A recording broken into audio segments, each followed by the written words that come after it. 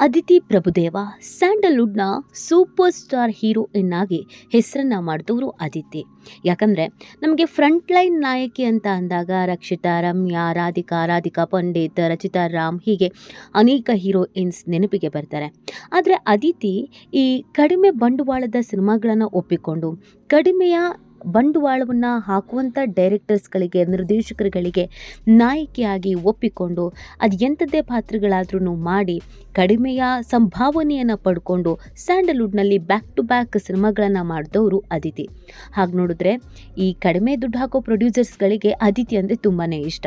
ಯಾಕಂದರೆ ನೋಡೋದಕ್ಕೂ ಕೂಡ ತುಂಬಾ ಚೆನ್ನಾಗಿದ್ದಂಥ ಅದಿತಿ ಯಾವುದೇ ಆ್ಯಟಿಟ್ಯೂಡನ್ನು ತೋರಿಸದೆ ಸಿನಿಮಾಗಳನ್ನು ಮಾಡ್ತಾಯಿದ್ರು. ಆ ಕಾರಣಕ್ಕಾಗಿಯೇ ಬ್ಯಾಕ್ ಟು ಬ್ಯಾಕ್ ಒಂದಷ್ಟು ಸಿನಿಮಾಗಳನ್ನು ಮಾಡಿದ್ರು. ಆದರೆ ಅದಿತಿ ಮನಸ್ಸು ಮಾಡಿದರೆ ಇವತ್ತು ಟಾಪ್ ಹೀರೋಯಿನ್ ಆಗಬಹುದಿತ್ತು. ಕಿರುತೆರೆಯ ಮುಖಾಂತರವಾಗಿ ಸ್ಯಾಂಡಲ್ವುಡ್ಗೆ ಎಂಟ್ರಿ ಕೊಟ್ಟಂಥ ಅದಿತಿ ಒಳ್ಳೊಳ್ಳೆ ಸಿನಿಮಾಗಳನ್ನು ಮಾಡ್ತಾಯಿದ್ರು. ಬೇಡಿಕೆ ಕೂಡ ಸೃಷ್ಟಿ ಮಾಡ್ಕೊಂಡಿದ್ರು. ಯಾರಾದರೂ ಸೆಕೆಂಡ್ ಲೈನ್ ಹೀರೋಯಿನ್ಸ್ ಅಥವಾ ಸೆಕೆಂಡ್ ಲೈನ್ಸ್ ಹೀರೋಗೆ ಯಾರು ಜೋಡಿ ಆಗ್ತಾರೆ ಅನ್ನುವಂಥ ಪ್ರಶ್ನೆ ಬಂದಾಗ ಯಾರೂ ಬೇರೆ ಹೀರೋಯಿನ್ಸ್ ಹೆಸರೇ ಹೇಳ್ತಾ ಇರಲಿಲ್ಲ, ಅದು ಅದಿತಿ ಹೆಸರನ್ನೇ ಹೇಳ್ತಾ ಇದ್ರು. ಸೊ ಅದಿತಿ ಕೂಡ ಎಲ್ಲರ ಕೈಗೂ ಈಸಿಯಾಗಿ ಸಿಗ್ತಾ ಇದ್ರು. ಅಂದರೆ ಯಾರಾದರೂ ಕತೆ ಹೇಳಬೇಕು ಅಥವಾ ಮಾತಾಡಬೇಕು ಅಂದರೆ ಯಾವುದೇ ಆ್ಯಟಿಟ್ಯೂಡ್ ಇರ್ತಿರಲಿಲ್ಲ, ಅದಿತಿ ಒಪ್ಕೊಳ್ತಾ ಇದ್ರು. ಅಂತ ಸಾಮಾನ್ಯ ಹುಡುಗಿ, ಸಾಧಾರಣ ಹುಡುಗಿ ಇಂಡಸ್ಟ್ರಿಯಲ್ಲಿ ಹೆಸರು ಮಾಡಿದ್ದು ಎಲ್ರಿಗೂ ಖುಷಿ ಇದೆ. ಮತ್ತು ಅದಿತಿ ಅಂತಂದರೆ ಒಂದು ಸ್ಪೆಷಲ್ ಗೌರವ ಕೂಡ ಇದೆ. ಯಾಕಂದರೆ ಅದಿತಿ ಎಲ್ಲರ ಜೊತೆ ಬೆರಿತಿದ್ದಿದೆ ಹಾಗೆ ಮನೆ ಮಗಳ ರೀತಿ, ಪಕ್ಕದ ಮನೆ ಹುಡುಗಿ ರೀತಿ. ಯಾವತ್ತೂ ಹೀರೋಯಿನ್ ಅನ್ನುವಂಥ ಆ್ಯಟಿಟ್ಯೂಡನ್ನು ತೋರಿಸಲಿಲ್ಲ. ಟಾಪ್ನಲ್ಲಿ ಇರಬೇಕಾದ್ರೇ ಅದಿತಿ ಮದುವೆ ಆಗಿಬಿಡ್ತಾರೆ. ಇದು ತುಂಬಾ ಶಾಕಿಂಗ್ ಅಂತ ಅನಿಸುತ್ತೆ. ಹೌದು, ಇನ್ನೇನು ಅದಿತಿ ಸ್ಯಾಂಡಲ್ವುಡ್ನ ಆಳೋಕೆ ಶುರು ಮಾಡ್ತಾರೆ ಅನ್ನುವಾಗಲೇ ಅವರ ವೈಯಕ್ತಿಕ ಜೀವನದ ಬಗ್ಗೆ ಹೆಚ್ಚು ಗಮನ ಹರಿಸ್ತಾರೆ. ಸಡನ್ನಾಗಿ ಎಂಗೇಜ್ಮೆಂಟ್ ಆಯಿತು ಅಂತ ಹೇಳ್ಕೊಳ್ಬಿಡ್ತಾರೆ, ಹುಡುಗನ ಪರಿಚಯ ಮಾಡಿಸ್ಬಿಡ್ತಾರೆ.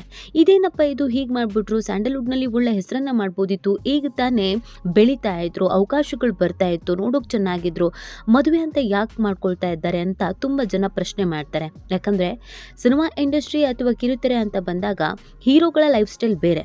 ಹೀರೋ ಮದುವೆ ಆಗಿದ್ರು ಆ ಸಿನಿಮಾ ಅಥವಾ ಆ ಸೀರಿಯಲ್ ಓಡುತ್ತೆ. ಆದರೆ ಹೀರೋಯಿನ್ ಮದುವೆ ಆಗಿಬಿಟ್ರೆ ತೀರಾ ಕಷ್ಟ ಆಗುತ್ತೆ, ಅವಕಾಶಗಳು ಬರೋದೇ ಇಲ್ಲ. ನಮ್ಮ ಸಮಾಜ ಇರೋದೇ ಹಾಗೆ. ಅಂಥದ್ರಲ್ಲಿ ಇವತ್ತು ಅದು ಎಷ್ಟೋ ನಾಯಕಿಯರು ವಯಸ್ಸಾದ್ರೂ ಕೂಡ ಮದುವೆ ಆಗ್ತಾ ಇಲ್ಲ, ಅವಕಾಶಗಳು ಕೈತಪ್ಪಿ ಹೋಗುತ್ತೆ ಅನ್ನುವಂಥ ಭಯಕ್ಕೆ. ರಮ್ಯಾ ಇಲ್ಲಿವರೆಗೂ ಮದುವೆ ಆಗಿಲ್ಲ, ರಚಿತಾ ರಾಮ್ ಕೂಡ ಮದುವೆ ಆಗೋದಕ್ಕೆ ಹಿಂದೆ ಮುಂದೆ ನೋಡ್ತಾ ಇದ್ದಾರೆ. ಸೊ ಹೀಗಿರಬೇಕಾದ್ರೆ ಅದಿತಿ ಅವರು ಎಲ್ಲರಿಗಿಂತ ತುಂಬ ವಿಭಿನ್ನ ಅನ್ನಿಸ್ತಾರೆ. ಮನೆಯಲ್ಲಿ ತೋರಿಸಿದಂಥ ಹುಡುಗನನ್ನೇ ಮದುವೆ ಆಗ್ತಾರೆ. ಒಂದು ಇಂಟರ್ವ್ಯೂನಲ್ಲಿ ನಾನು ಮದುವೆ ಆಗೋದಿದ್ರೆ ರೈತನನ್ನು ಮದುವೆ ಆಗ್ತೀನಿ ಅಂತ ಹೇಳಿದರು. ಅದೇ ರೀತಿಯಾಗಿ ಕಾಫಿ ಪ್ಲಾಂಟ್ ಓನರನ್ನು ಮದುವೆ ಆಗ್ತಾರೆ ಅದಿತಿ ಪ್ರಭುದೇವ. ಅದು ಮನೆಯಲ್ಲಿ ತೋರಿಸಿದ ಹುಡುಗ, ಇಬ್ಬರು ಮನೆಯಲ್ಲೂ ನೋಡಿ ನಿಶ್ಚಯ ಮಾಡಿದ ಹುಡುಗ. ಇದು ಲವ್ ಮ್ಯಾರೇಜ್ ಅಲ್ಲ, ಪಕ್ಕಾ ಅರೇಂಜ್ ಮ್ಯಾರೇಜ್. ಈ ಮುಖಾಂತರವಾಗಿ ಅದಿತಿ ಎಲ್ರಿಗೂ ಇಷ್ಟ ಆಗ್ತಾರೆ. ಪರವಾಗಿಲ್ಲ, ಹೀರೋಯಿನ್ ಆದ್ರೂ ಕೂಡ ಈ ರೀತಿಯಾಗಿ ವೈಯಕ್ತಿಕ ಜೀವನದ ಬಗ್ಗೆ ಹೆಚ್ಚಿನ ಕಾಳಜಿ ಇದೆ. ಈ ರೀತಿಯಾದಂಥ ಹುಡುಗಿ ಯಾರಿಗೆ ತಾನೇ ಸಿಗಬಾರ್ದು ಅನ್ನುವಂಥ ಆಸೆ ಇರುತ್ತೆ. ಒಳ್ಳೆ ಹುಡುಗಿ ಅಂತ ಎಲ್ಲರೂ ಕೂಡ ಮಾತಾಡ್ಕೊಳ್ತಾರೆ.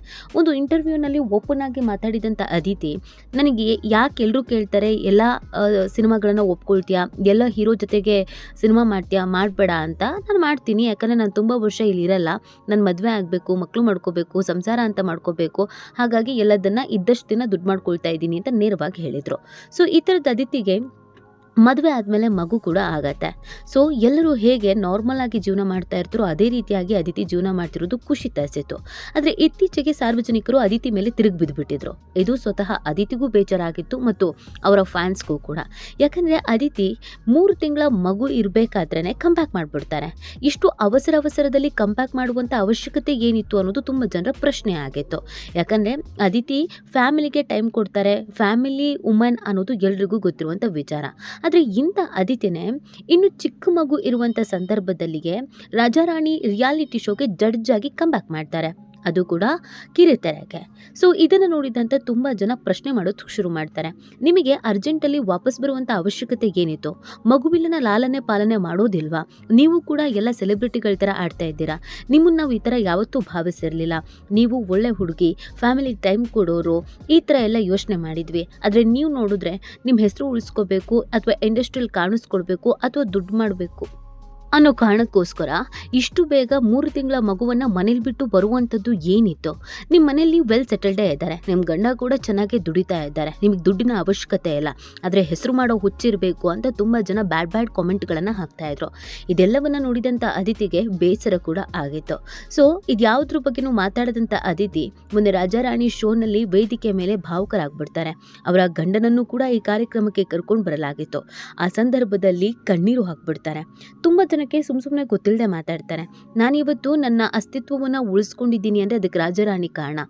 ನಾನು ಮಗುವನ್ನು ಮನೇಲಿ ಬಿಟ್ಟು ಬರೋದಿಲ್ಲ, ಮಗುವನ್ನು ಇಲ್ಲಿಗೆ ಕರ್ಕೊಂಡೇ ಬರ್ತೀನಿ.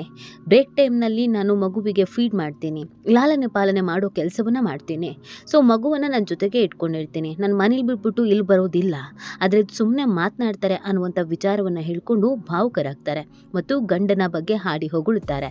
ಸೊ ಇದನ್ನೆಲ್ಲ ನೋಡಿದಂಥ ಕೆಲವರು ಪಾಪ ಸುಮ್ಮನೆ ಒಳ್ಳೆ ಹುಡುಗಿ ಬಗ್ಗೆ ನಾವೇನೇನೋ ಅನ್ಕೊಂಡ್ವಿ ಅಂತ ಹೇಳ್ತಾರೆ. ಆದರೂ ಇನ್ನು ಕೆಲವರು ನೀವು ಮಾಡಿದ ತಪ್ಪೇನೆ, ಇನ್ನೊಂದು 4 ತಿಂಗಳು ಬ್ರೇಕ್ ತಗೋಬಹುದಿತ್ತು, ಟೈಮ್ ತಗೋಬಹುದಿತ್ತು, ಆಮೇಲೆ ಬರಬಹುದಿತ್ತು, ಇಷ್ಟು ಬೇಗ ಬರುವಂಥ ಅವಶ್ಯಕತೆ ಇರಲಿಲ್ಲ ಅಂತಲೂ ಕೂಡ ಹೇಳಿದ್ದಾರೆ.